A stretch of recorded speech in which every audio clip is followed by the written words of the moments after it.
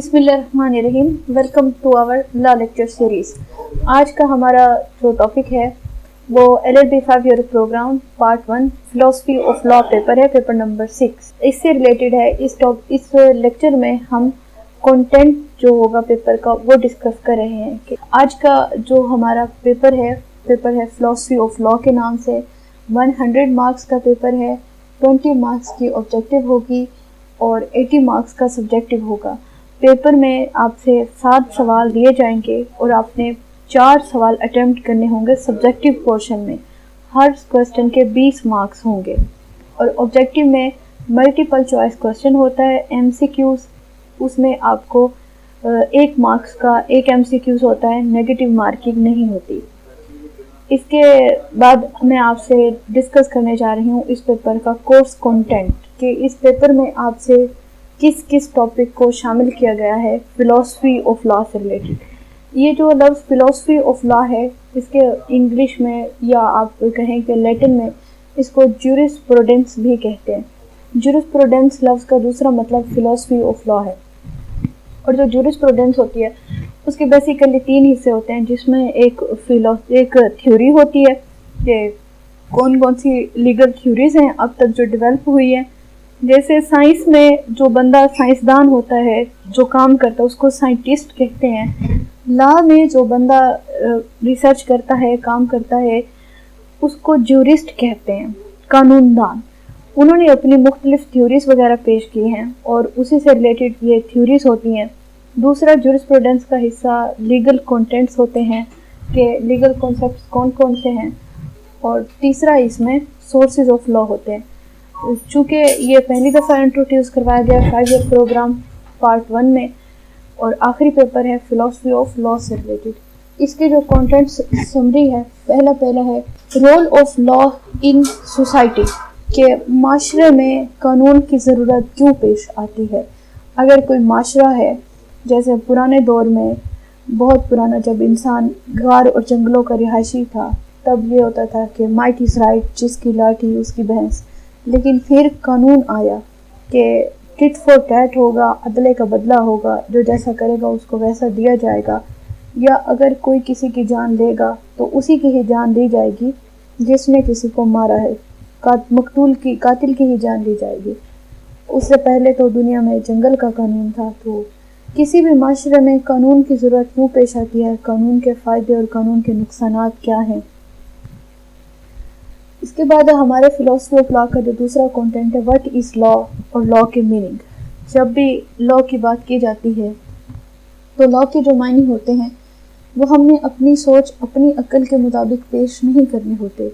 Paper point of view से अगर देखा जाए, हमने लॉ के वो मायने लिखने होते हैं, वो बातें बतानी होती हैं जो हमें ज्यूरिस्ट बताते हैं, कानूनदान बताते हैं कि लॉ को किसी ज्यूरिस्ट ने कैसे डिफ़ाइन किया। जैसे ऑस्टन डिफ़ाइन करता है, law is a command of sovereign. Austin की डेफिनेशन दुनिया की बड़ी जामे तरीन और ख़ूबसूरत तरीन डेफिनेशन है लॉ के मायने के हिसाब से। और आजकल ऑस्टन की जो थ्योरी है, positive law theory, Austin law theory, ये बड़ी एप्लीकेबल है दुनिया में। क्यों? क्योंकि इसके जो कंटेंट है उसी के मुताबिक ही कानून साजी हो रही है, लेजिस्लेशन हो रही है। इसके बाद जो मेजर टॉपिक है वो है classification of law. Classification of law में लॉ के डिफरेंट काइंड्स बताई गए हैं, जैसे कि इम्पेरेटिव एंड पॉजिटिव लॉ। ये जो फिलॉसफी ऑफ लॉ है, ये ज्यूरिस्प्रूडेंस, इसमें बेसिकली 3 स्कूल हैं। 3 स्कूल से मुराद क्या है कि 3 मुख्तलिफ किस्म के नज़रियात हैं, 3 मुख्तलिफ पॉइंट ऑफ व्यू हैं, 3 मुख्तलिफ रिसर्च के क्राइटेरिया हैं कि लॉ को ऐसे एनालिटिकल ज्यूरिस्प्रूडेंस, एथिकल ज्यूरिस्प्रूडेंस और हिस्टोरिकल ज्यूरिस्प्रूडेंस। जो एनालिटिकल स्कूल है इसको हम पॉजिटिव स्कूल ऑफ लॉ भी कहते हैं और इसी की ही थ्योरी है इम्पेरेटिव लॉ या पॉजिटिव लॉ। पॉजिटिव लॉ का मतलब होता है मैन मेड लॉ। जो कानून इंसान ने बनाया है वही कानून ही अच्छा है, वही कानून, मतलब भाई इंसान का बनाया हुआ कानून ही कानून है। जो दूसरे लॉ हैं उसको इम्पेरेटिव वाले लॉ का स्टेटस ही नहीं मानते। इसके बाद है physical and scientific law.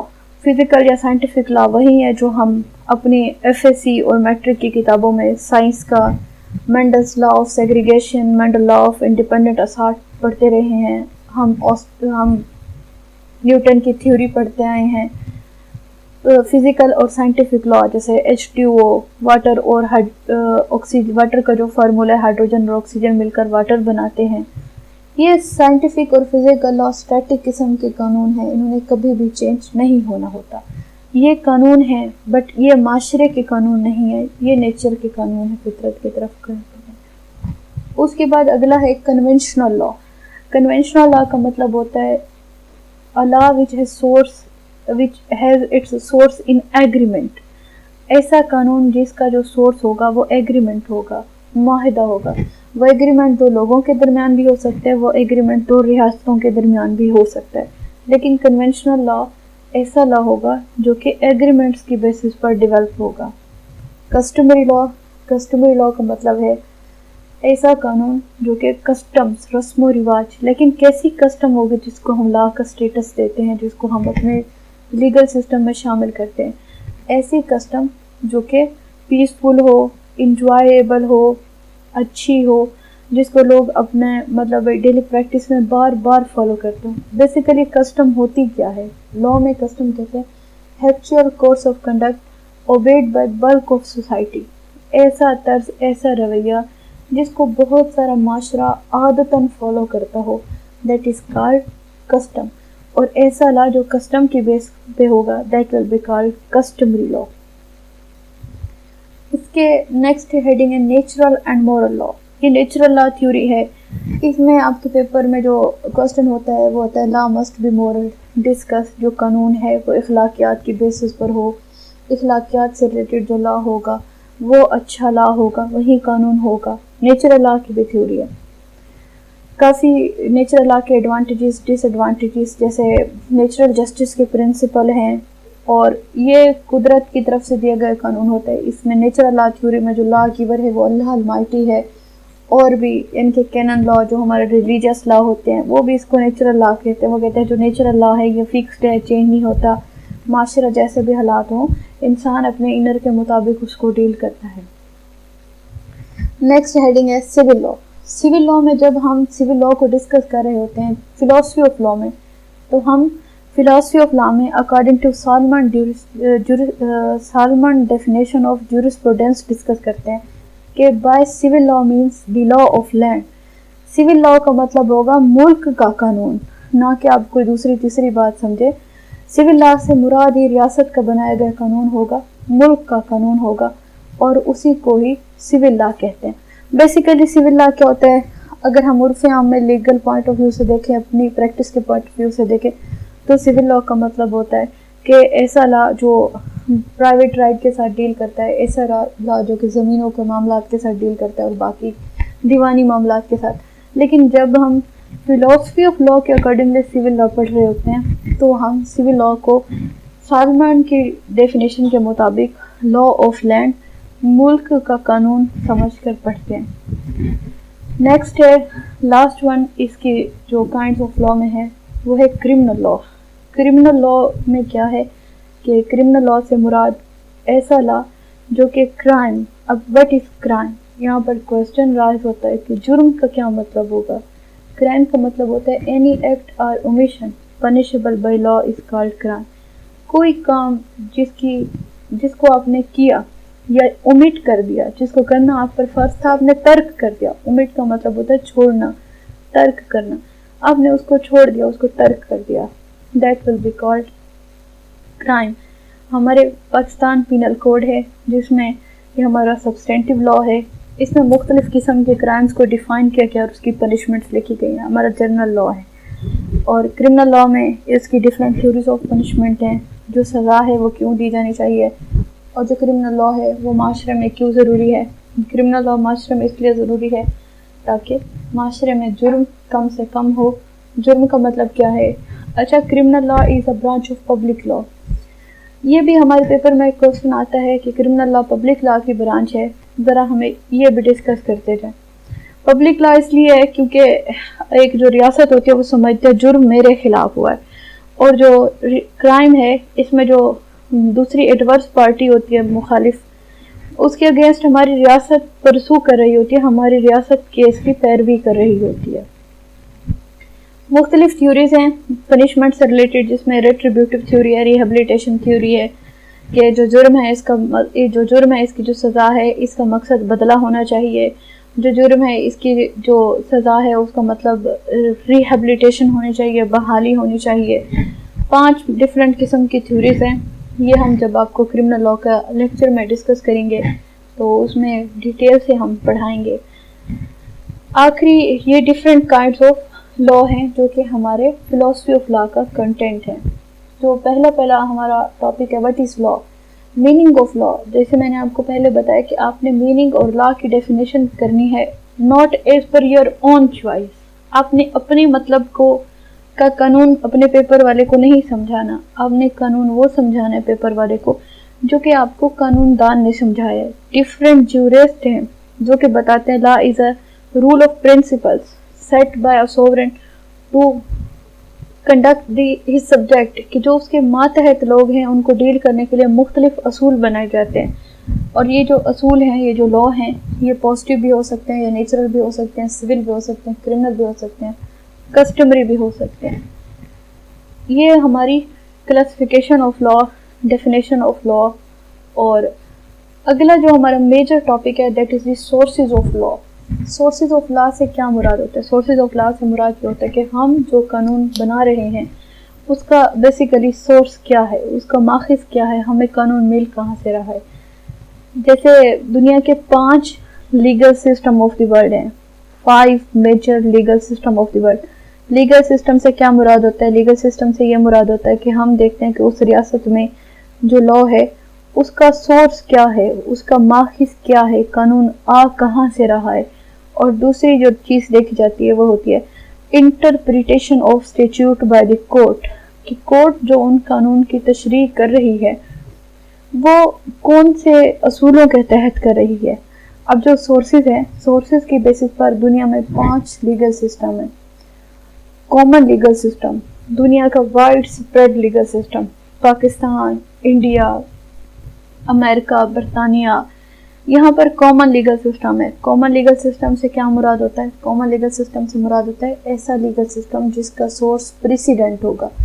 President کیا ہوتا ہے کہ a decision of the higher court which settle a new principle is called precedent۔ اعلیٰ عدلیہ کا فیصلہ جس میں نیا اصول طے کیا جاتا ہے اس کو پریسیڈنٹ کہتے ہیں۔ اور یہ جو پریسیڈنٹ ہوتے ہیں یہ سپریم کورٹ کا جو فیصلہ ہوتا ہے اس کے لیے پرنسپل استعمال ہوتا ہے، that is called principle of stare decisis, کہ سپریم کورٹ کا جو فیصلہ ہوگا اس کی سب آرڈینیٹ، اس کی ماتحت کورٹس پر بائنڈنگ ہوتا ہے۔ دوسرا جو لیگل سسٹم ہے بڑا مشہور و معروف وہ ہے civil legal system. Civil legal system سے کیا مراد ہوتا ہے؟ سول لیگل سسٹم سے مراد ہوتا ہے ایسا لیگل سسٹم جس کا سورس لیجسلیشن ہوگی، that will be called civil legal system. چوتھا ہے کسٹمری لیگل سسٹم، تیسرا ہے کسٹمری لیگل سسٹم، اور کسٹمری لیگل سسٹم سے مراد ایسا سسٹم جس کا سورس کسٹم ہے، that will be called customary legal system. چوتھا ہے ریلیجیس لیگل سسٹم، جیسے ہم بطور مسلمان ہمارا جو ریلیجیس لیگل سسٹم ہے وہ ہمارا ہولی قرآن، سنہ، اجماع پرائمری سورسز ہیں۔ اس طرح سے قیاس، استحسان، استدلال، اجتہاد ہمارے سیکنڈری سورسز ہیں۔ تو ہمارا ریلیجیس سسٹم ہے، اسی طرح سے ہندوؤں کا ہے، ان کے اپنے سورسز ہیں لیگل سسٹم کے ریلیجیس بیسس پر، کرسچن، جوڈازم، سب کا اپنا اپنا ریلیجیس سسٹم ہے پڑا۔ اور ایک ہے 5واں مکسڈ لیگل سسٹم، یعنی کہ کچھ ایسی ریاستیں ہیں جو کہ مختلف لیگل سسٹم کو ملا کر اپنی ریاست میں چلاتی ہیں، they will be called mixed legal system. لیکن یہاں پر جو ہم نے سورسز آف لا پڑھنے ہیں وہ بیسیکلی 4 پڑھنے ہیں۔ کون کون سے؟ Precedent, custom, legislation and agreements. سب سے جو دنیا میں پرانا سورس ہے دیٹ از کسٹم۔ کسٹم سب سے پرانی ہے۔ اس کے بعد جو دوسرا سورس ہے دنیا میں وہ پریسیڈنٹ ہے، اور تیسرا جو جدید دنیا کا سورس ہے وہ لیجسلیشن ہے، قانون سازی ہے۔ اس طرح سے یہ 4 سورسز پڑھنے ہم نے، اور ان سورسز کی काइंड्स पढ़नी है, इनकी इम्पोर्टेंस पढ़नी है, इनको as a source of law discuss करना है, इनकी अथॉरिटी पढ़नी है और इससे रिलेटेड सारे टॉपिक। ये हमारी फर्दर लॉ लेक्चर सीरीज़ में हम हर टॉपिक पर अलग अलग लेक्चर बनाएंगे। उसके बाद हमने डिफरेंट थ्योरीज पढ़नी है, मुख्तलिफ थ्योरीज हैं, जैसे नेचुरल लॉ थ्योरी, पेपर का फेवरेट क्वेश्चन है natural law theory, legal positivism या positive law theory, pure theory of law और legal realism, social contract theory, critical theory.